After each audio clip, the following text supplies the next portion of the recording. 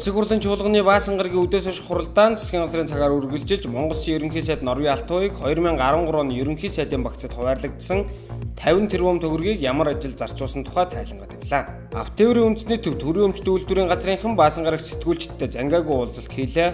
Автоевр үүсгэгдсэний 89 жилийн ой тохиож байгаатай уялдуулан Автоеврын үндэсний төвөөс байгууллагын үндсэн үйл ажиллагааг сэтгүүлчдэд танилцуулж тулгамдж буй асуудал төлөвлөж буй ажлуудынхаа талаар мэдээлэл өгөхөд энэхүү уулзалт чиглэгджээ. Уулзалтад Автоеврын үндэсний төвийн захирал Болдбаатар, Автоеврын үндэсний төвийн дэд захирал Зоригт, Автоеврын үндэсний төвийн хяналт шалгалтын албаны дарга нарын удирдлагад оролцож сэтгүүлчдийн сонирхсан сэдвүүдээр хариулт өгсөн юм. Нийслэлийн засаг даргын санаачлахаар хотын захиргаа Улаанбаатар төмөр зам хувь нийлүүлсэн нийгэмлэгтэй хамтран төмөр замын 90А2 маягийн рел бүсийг амгалан толгойд амгалангийн чиглэлд баасан гарагаас эхлэн үйлчлэгэнд явуулж эхэллээ. Уг рел бүс нь үдээс өмнө үдээс хойш 3 удаа нийт 6 удаагийн тээвэрлэлт хийж толгойтоос амгалан хүрэхдээ толгойд 5 шар барс 2 буюу хар орон зах вокзал дундгол нарантуул зах жанжин клуб гэсэн байршлуудад зогсох юм байна. Өнгөрсөн бям гарагт бүх нийтээр автомашингийн өдрийг тэмдэглэн өнгөрүүллээ. Мөн өдрийг бүх нийтээр биеийн тамир спортыг дэмжих өдөр болгон Улаанбаатар марафон гүйлтийн тэмцээнийг марафон болон сонирхогчдын гүйлт гэсэн хоёр төрлөөр зохион байгууллаа. Эрүүл мэндийн яам, эдийн засгийн хөгжлийн яам, Монголын үндэсний худалдаа аж үйлдвэрийн танхимтай хамтран эрүүл мэндийн салбарын эдийн засаг хөрөнгө оруулалтын чуулга уулзалтыг төрийн ордонд бям гарагт зохион байгууллаа.